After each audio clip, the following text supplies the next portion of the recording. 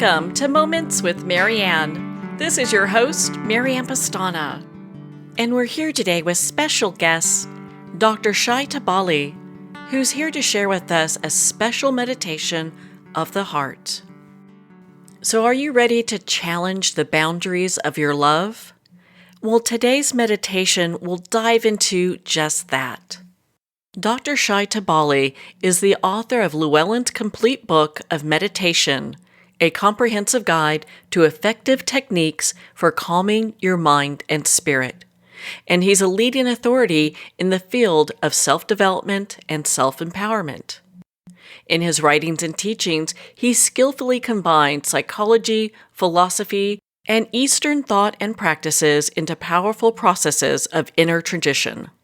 A PhD researcher at the University of Leeds, United Kingdom, Dr. Tubali explores 35 meditation techniques from all over the world.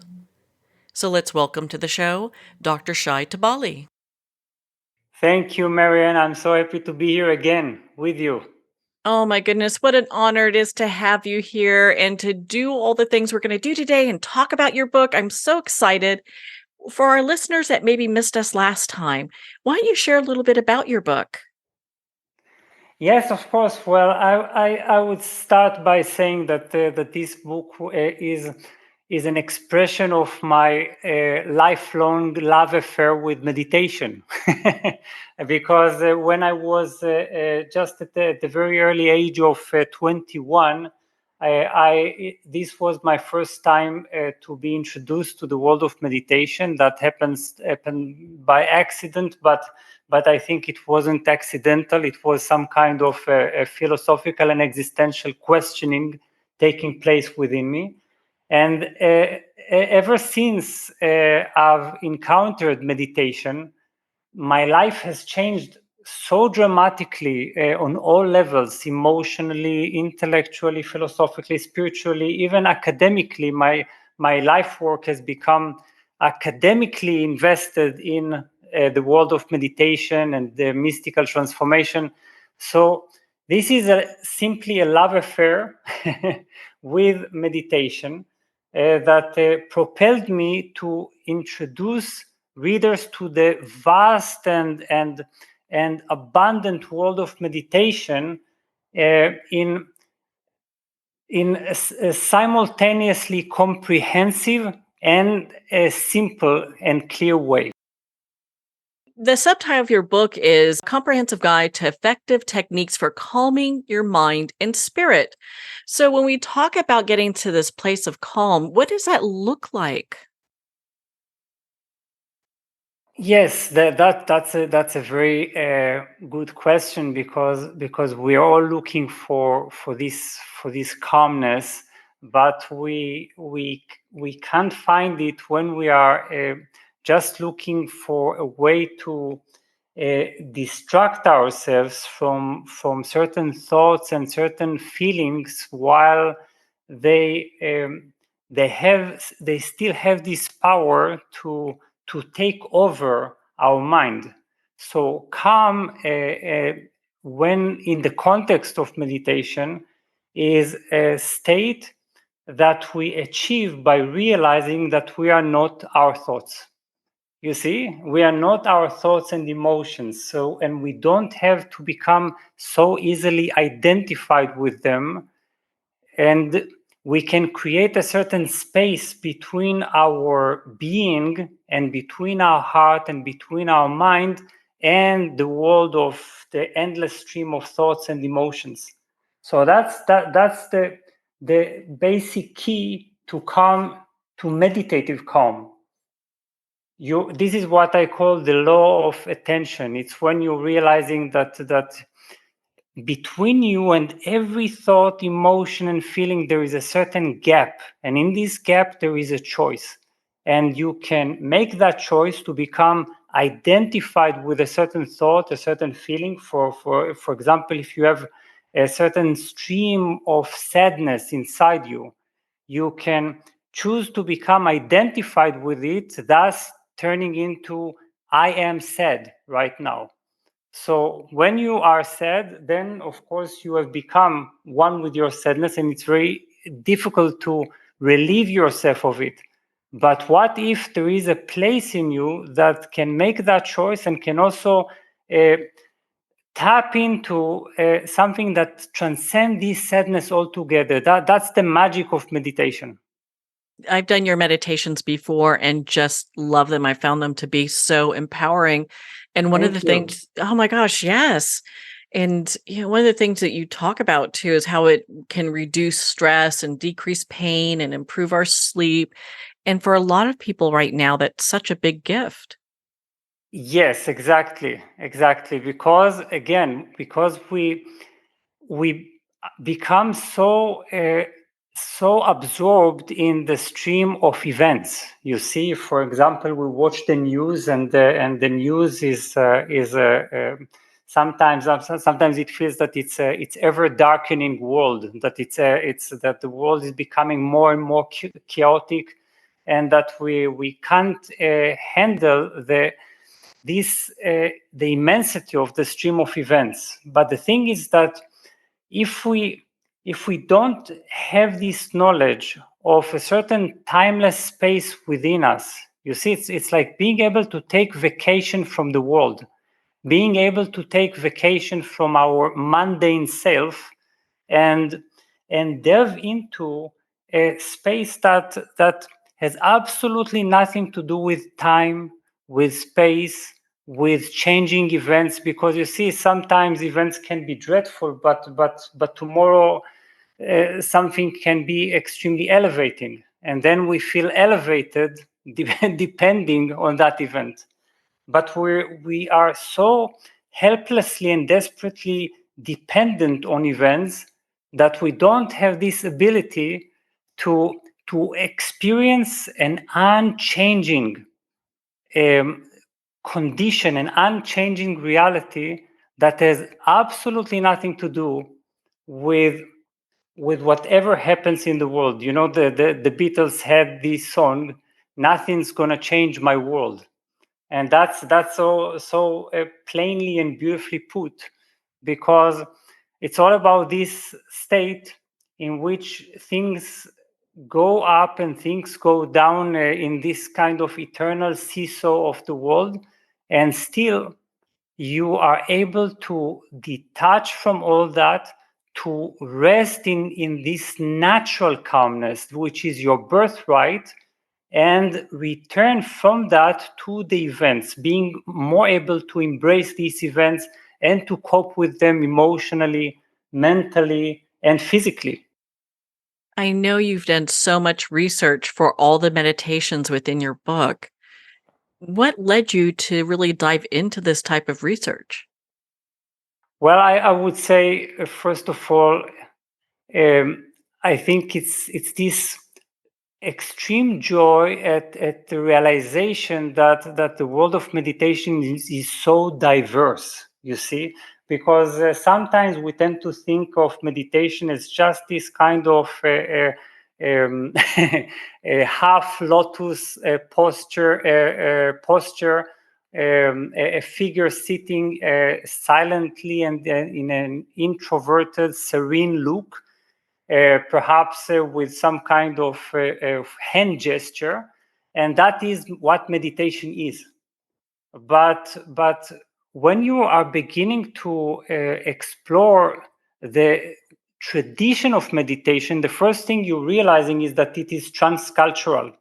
This means that you can find meditation in Judaism, you can find it in Islam, Islamic school of Sufism. You can find it in Christianity, in the monasteries. Even in the monasteries, some monks meditate profoundly, and of course, you can find it in the various Eastern philosophies and practices.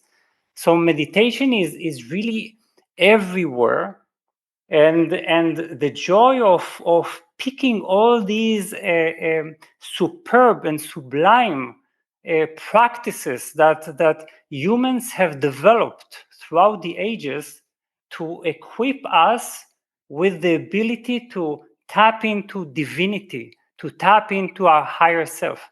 Because without meditation, we have no way to get in touch with a direct experience of ourselves, existence, and the world. We only have thoughts, philosophies, ideas, and concepts.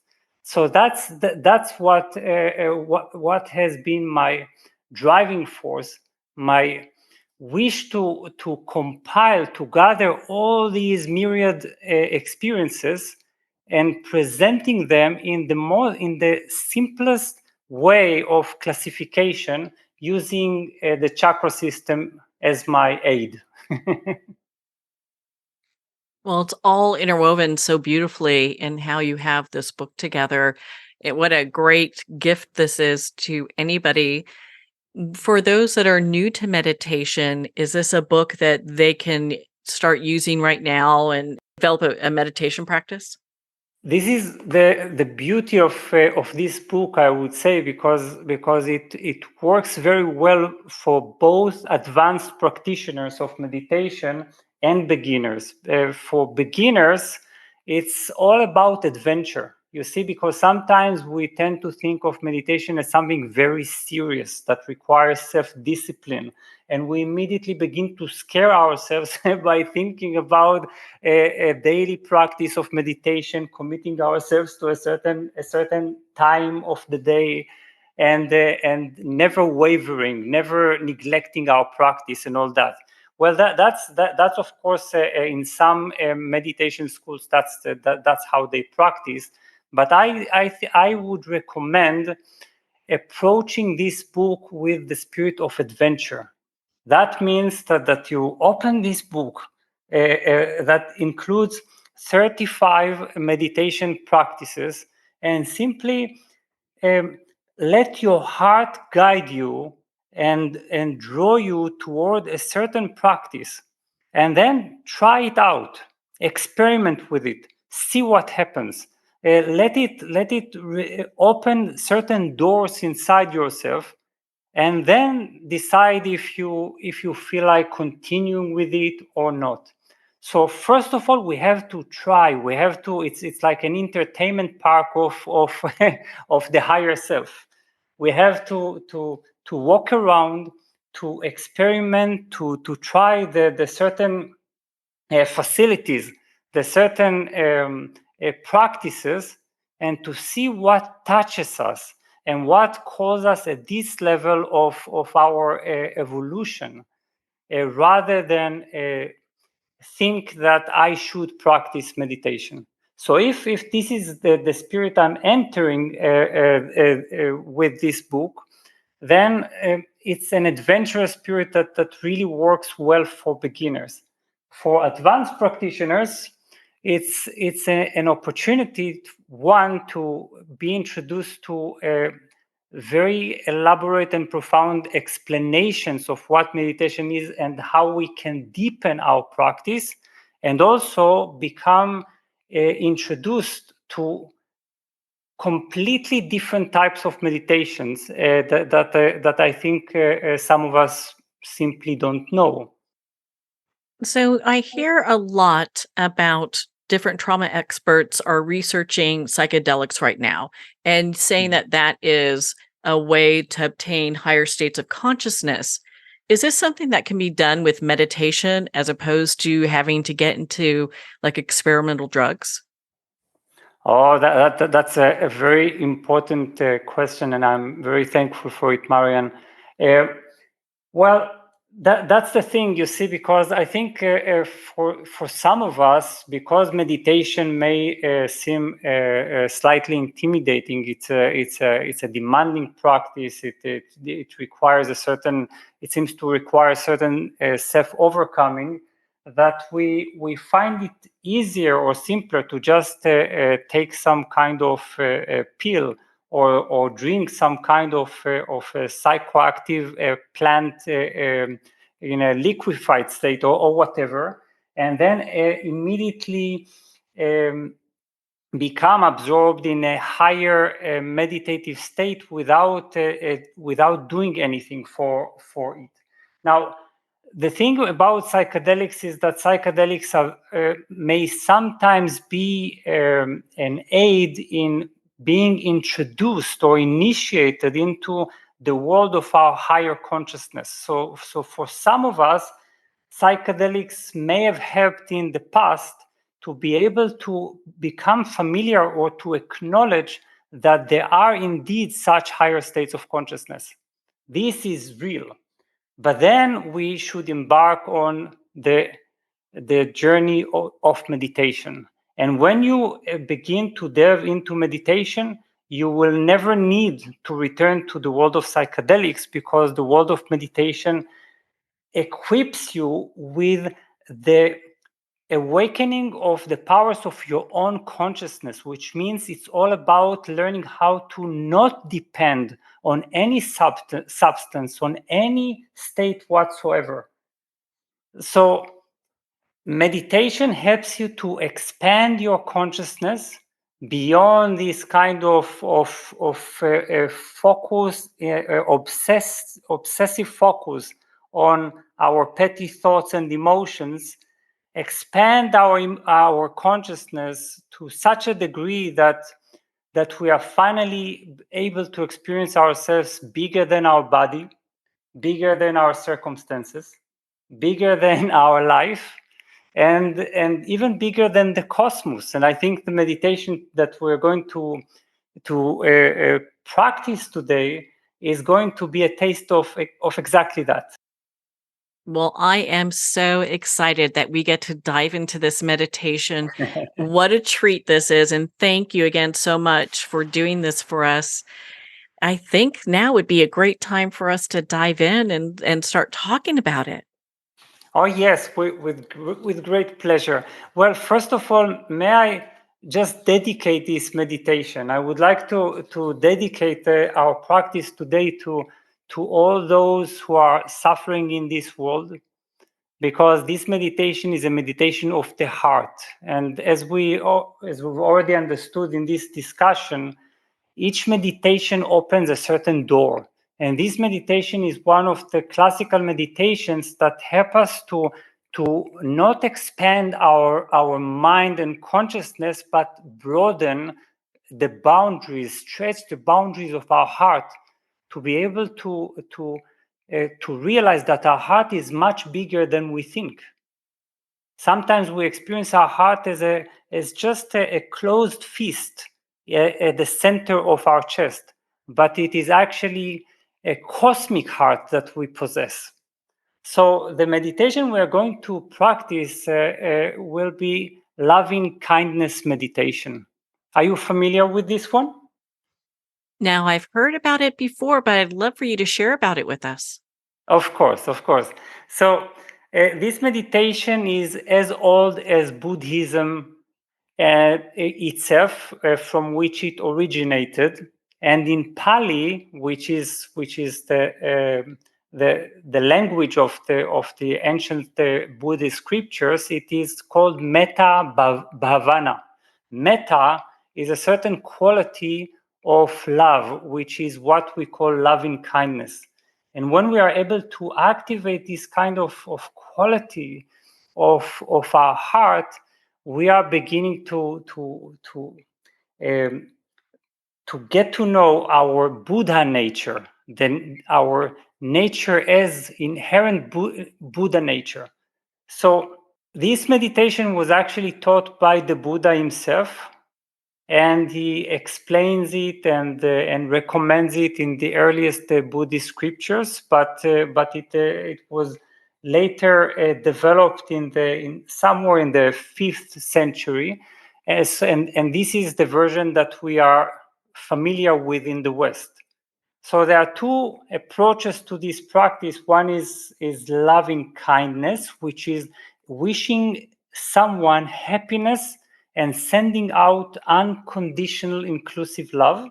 And there is also compassion, which is what we call karuna, which is wishing to relieve a being from suffering. So these are two different qualities, metta and karuna. They have traditionally been practiced together. And to become a Buddha, we must develop a high level of both.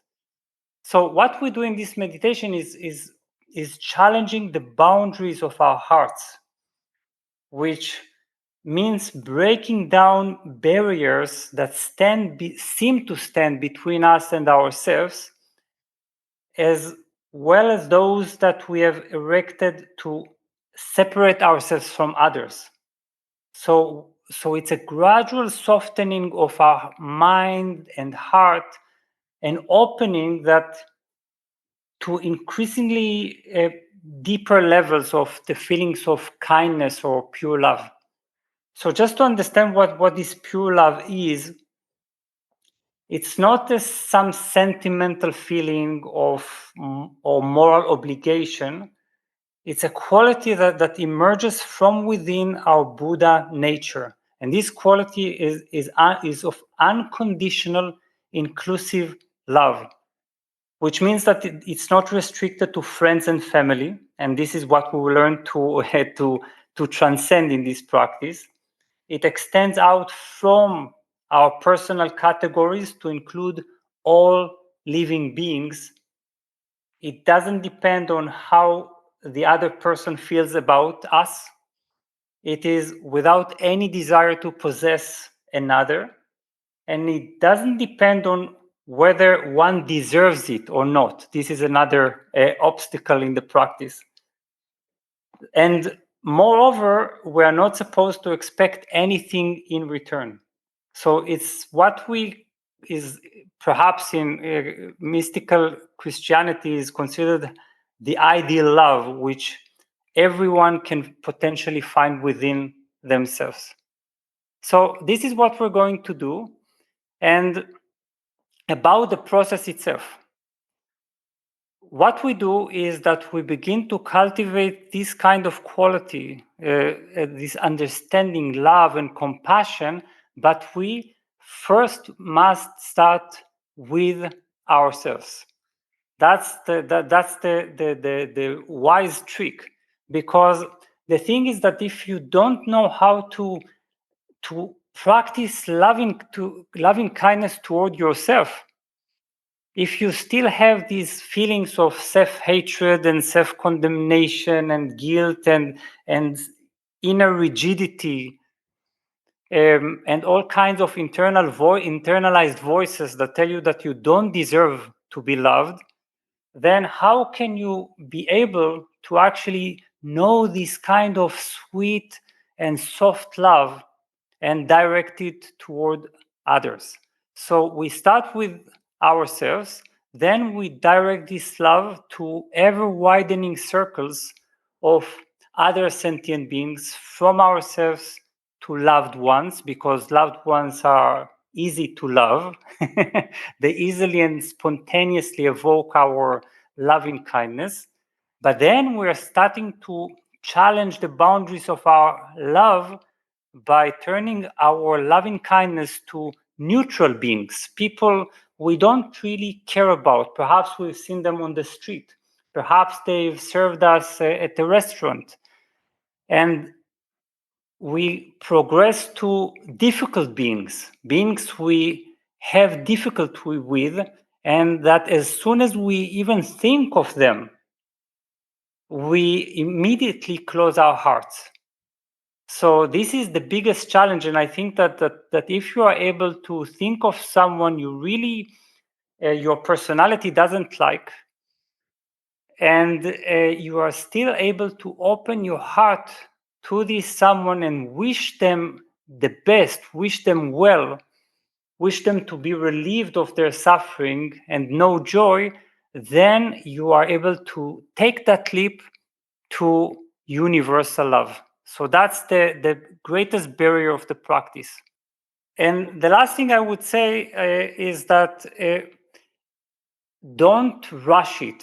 It takes time to feel genuinely compassionate.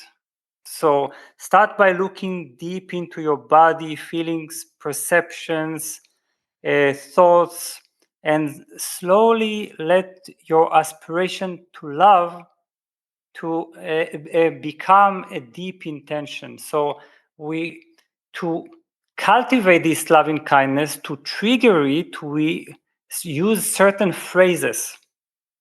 And traditionally, these phrases were just for, may you be safe, may you be happy, may you be healthy, and may your life unfold with ease. So we use these phrases as an aid, something that evokes our loving kindness. We repeat them silently whenever we focus on a certain someone, and we notice the feelings and thoughts that have been evoked by these phrases. So at first, of course, we may find ourselves saying, I love myself, I love all beings, I love my, without any profound intention and feeling behind our words. But we should remember that it's not a mere autosuggestion. So we are slowly cultivating a certain willingness to love, an actual ability to love. And for that, we're looking inward with all our being in order to gain insight into the practice. Now, I've practiced with people this type of meditation in many diverse forms. Sometimes we only direct it toward ourselves to deepen our self-love. Sometimes only toward someone we have difficulty with. This is a kind of therapy, actually. And sometimes we focus on the suffering others. Sometimes we include animals. But what we are going to do today is going to be an interesting experiment. And it's good to experiment with meditation. We are going to go all the way from the individual focus, from the focus on ourselves, in ever widening circles to this kind of state of universal love. And when we achieve this universal love, we will reverse the order of our loving kindness, and we will return again in ever narrowing circles all the way back to ourselves. And in this way, we will be able to experience this kind of Buddha field that opens within our hearts and establish ourselves in it to be able to return to the world with this kind of supreme love. Well, I can't wait to dive into this. What a just a beautiful practice this is, especially when we look at finding a place of self-love for us, other people that we may be having difficulty at, and then we can even use this for the entire world, right? Exactly, exactly. When we are able to include the entire world within our hearts without any discrimination, without any contraction or limitation, we realize our Buddha nature, but also, more importantly, our ability to love unconditionally and to begin to serve this world and to radiate this type of love toward our environment. Well, I am ready to dive in whenever you are. I can't wait to start this meditation. Wonderful, wonderful. So I'm also excited. For me, it's always a great honor to start guiding this meditation, which was given to us by the Buddha. And to start our meditation, we can simply close our eyes and enter a state of relaxation, but without trying to become relaxed. Remember that calmness, meditative calm, is actually a natural state. So all we have to do is actually do nothing, be in a state of letting go and joyful effortlessness. So now breathe slowly and deeply and relax your body and being with every breath you take. And remember that this is a heart opening meditation, so our focus starts there, Focus on your chest area, which is your heart center. And for a moment, breathe in and out from that area as if you're breathing from the heart center and as if all experience is happening from there. You can even visualize how you're dissolving your headspace into pure space,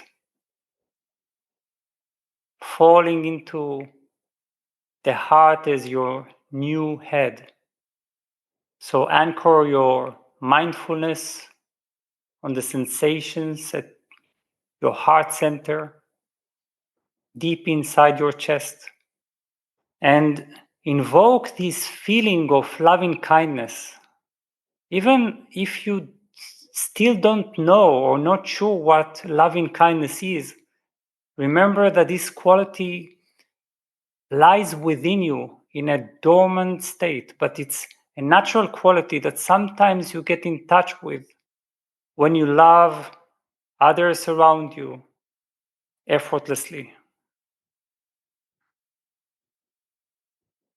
So feel this soft, tender, friendly type of love. And breathing in and out from your heart center, begin by generating this kind feeling toward yourself.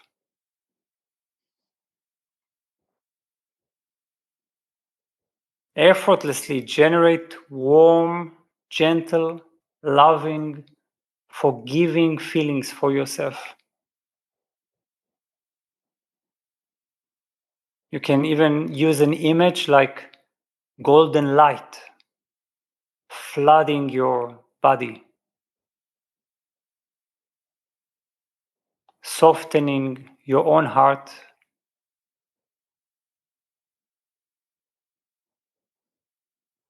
Feel how this golden light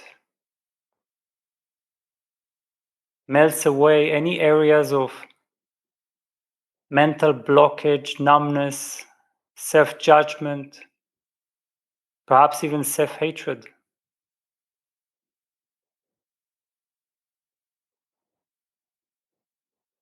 Allow yourself to be loved by your own Buddha nature.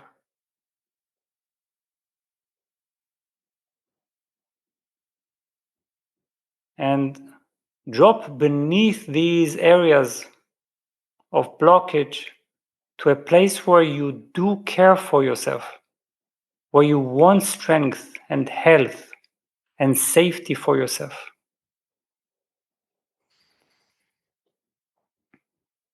So now, while breathing in and out,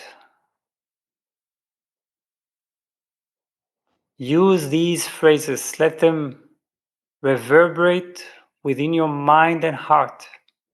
Feel them deeply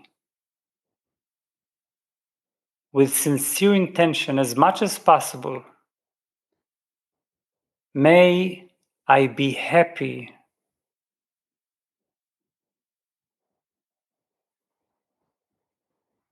May I be free of physical pain and suffering.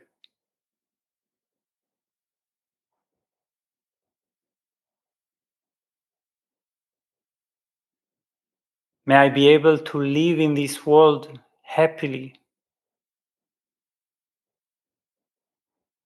joyfully, peacefully, with ease.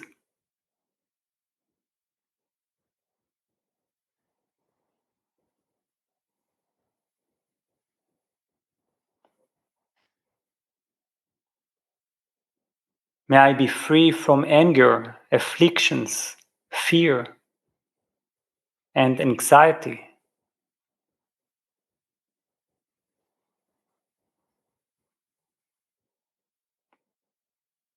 You can, of course, come up with your own sentence, something that feels more natural to you.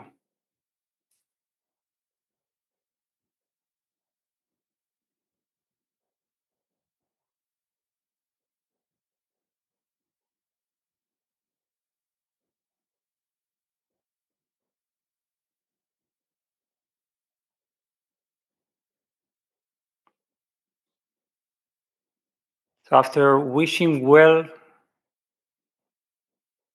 to yourself, move to a person you regard as a dear friend or a loved one, someone who most easily evokes the feelings of pure, unconditional loving kindness.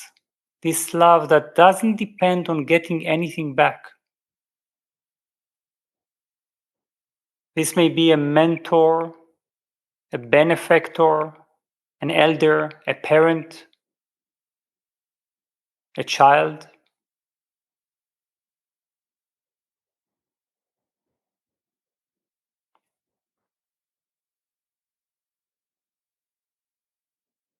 So breathing in and out of your heart center, bring this person to mind as vividly as you can. Consider their good qualities.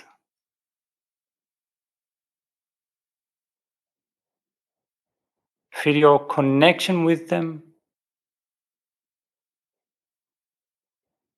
your sympathy for them, and encourage these to grow.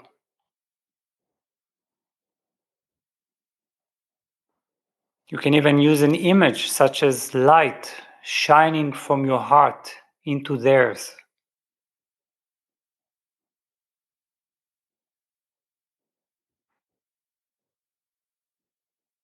Use certain phrases, for instance, may you be happy.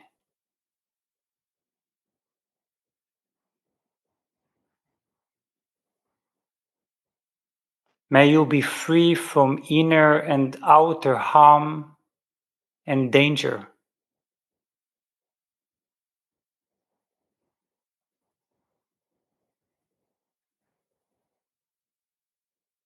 May you learn to look at yourself with the eyes of understanding and love.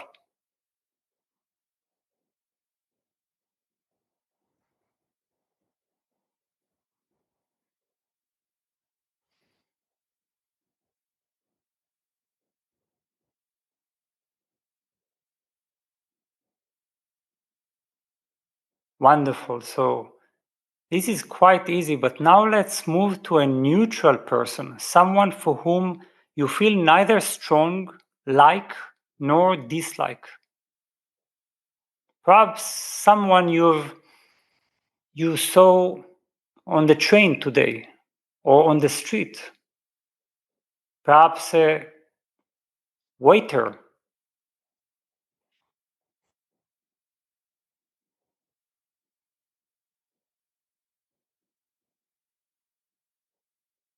Someone you've registered their presence but haven't given much attention to. So focusing on their presence, perhaps visualizing their faces as vividly as you can. Allow yourself to feel tenderness and care for their welfare. May you be happy.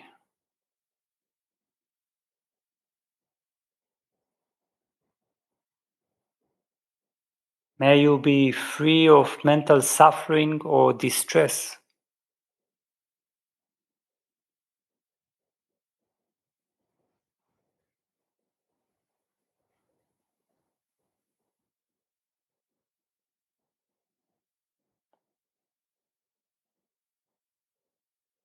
May you learn to look at yourself with the eyes of understanding and love.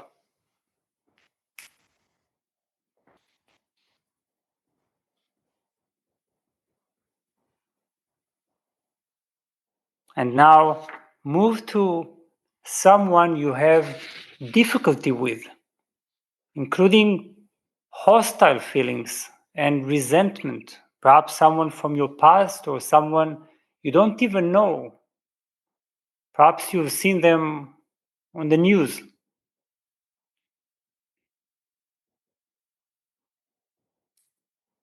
And now repeat your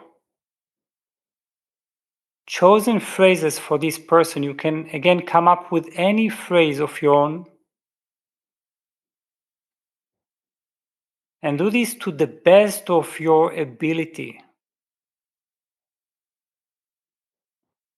Getting in touch with the warmth of your heart.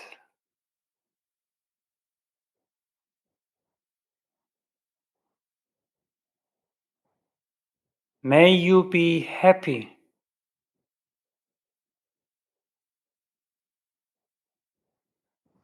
May you be free from any form of suffering.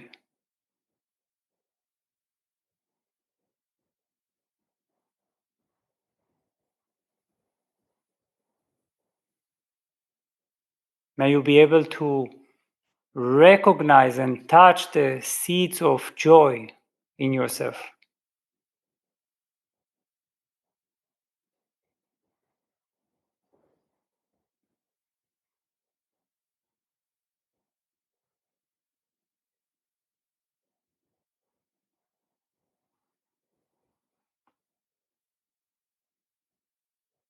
So let these phrases spread throughout your whole body, mind, and heart, and these wishes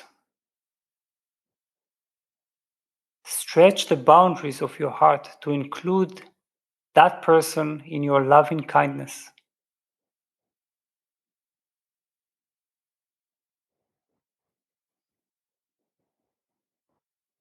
Now move out spaciously to your immediate surroundings, including every living being within this circle.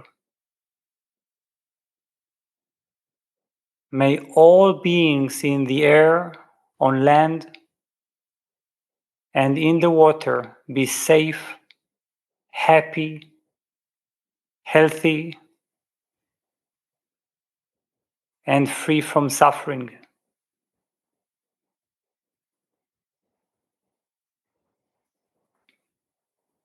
So as you feel your immediate surroundings filled with the power of loving kindness, your neighborhood, move on expanding the surroundings in concentric circles until you gradually envelope the entire planet.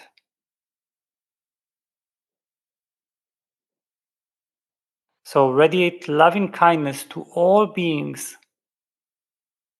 while staying in touch with the ember of warm, tender, loving kindness at the center of your being. Begin to visualize and engender a felt sense of all living beings.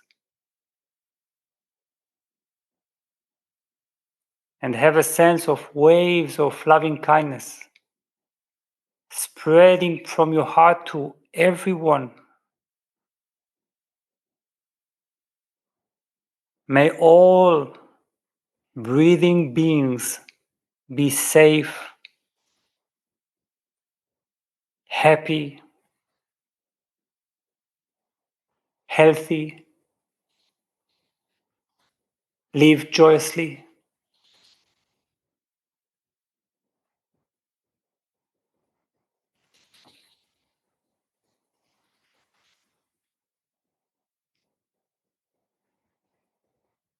Allow this phrase to simply be a conduit for the force of loving kindness.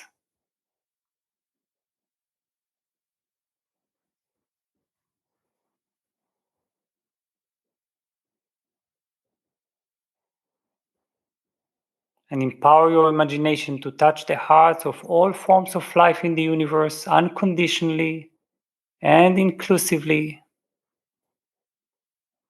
until you feel a personal sense of the profound interconnectedness of all life.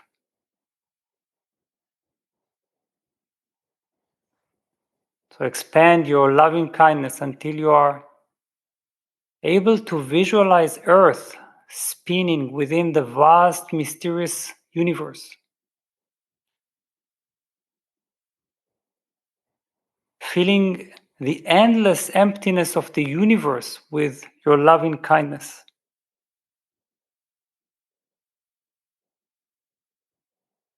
May all living beings everywhere, on all planes of existence, known and unknown, be happy, be peaceful, and be free from suffering.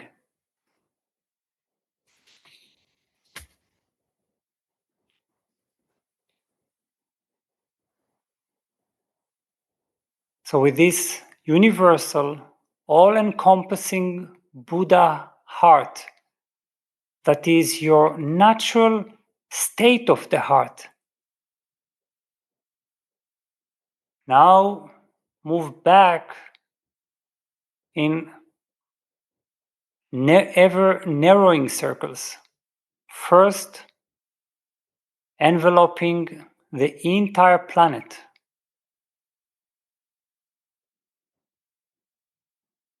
Get in touch with this Buddha heart of yours and radiate loving kindness out to all beings.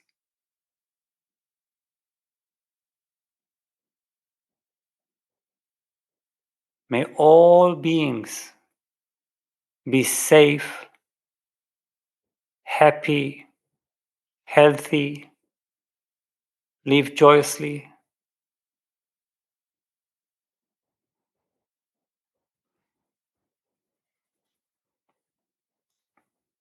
Then move in spaciously to your immediate surroundings. Gradually narrowing the surroundings in smaller and smaller circles. And as you feel your immediate surroundings fill with the power of loving kindness,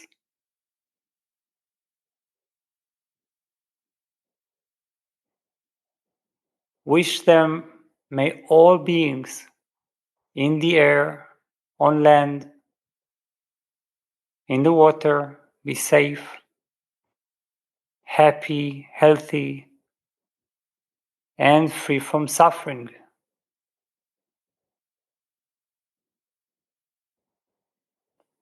Move to someone you have difficulty with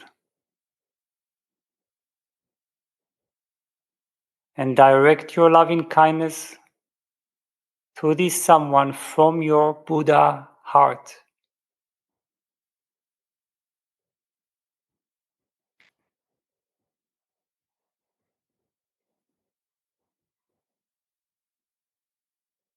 Now move to a neutral person and allow yourself to feel tenderness and care for the welfare from the universe of your heart.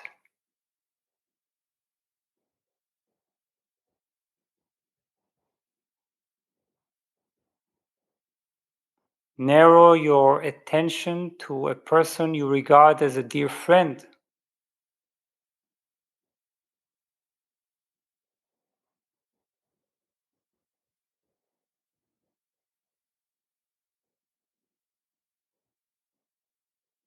Radiate this loving kindness toward them.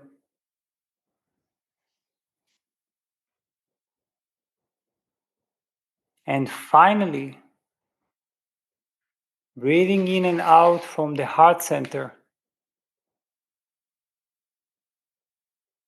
and by generating this kind feeling toward yourself. But this time from this kind of spacious, all permeating, all pervading loving kindness. Include yourself, generating warm, gentle, loving, forgiving feelings for yourself. Now let the entire universe, which you have imbued with this loving kindness energy, dissolve into your heart space, Return to breathe in and out from your heart space, from your chest. And return to the present moment, coming out of the meditation while retaining this fragrance of universal love.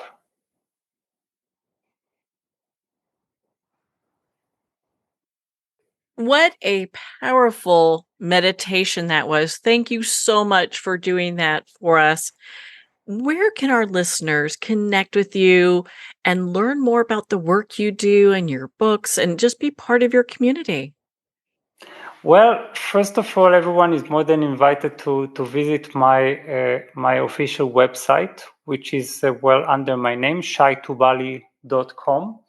But I would like to extend a special invitation to those who have listened to this beautiful discussion.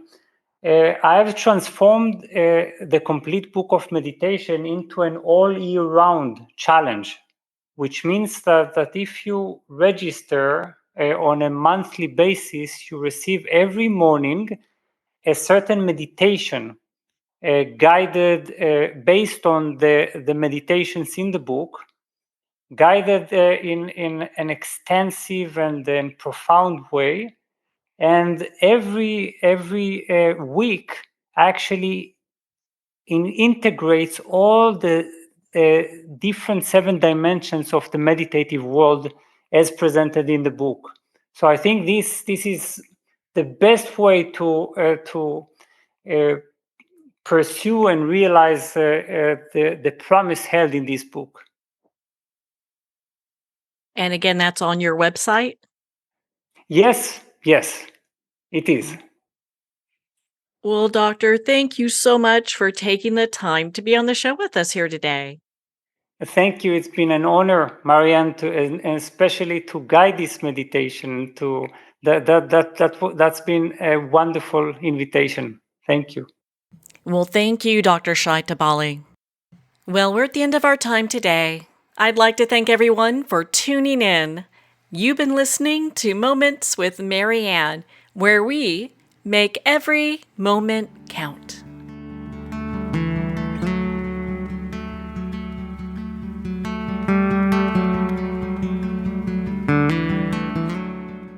In a single moment, your life can change. Moments with Marianne is a transformative hour that covers an endless array of topics with the best of the best. Her guests are leaders in their fields, ranging from inspirational authors, top industry leaders, and business and spiritual entrepreneurs. Each guest is gifted and a true visionary. A recognized leader in her own work, and while teaching others to develop, refocus, and grow, Marianne will bring the best guest and sometimes a special surprise. Don't miss this. You never know just which moment will change your life forever.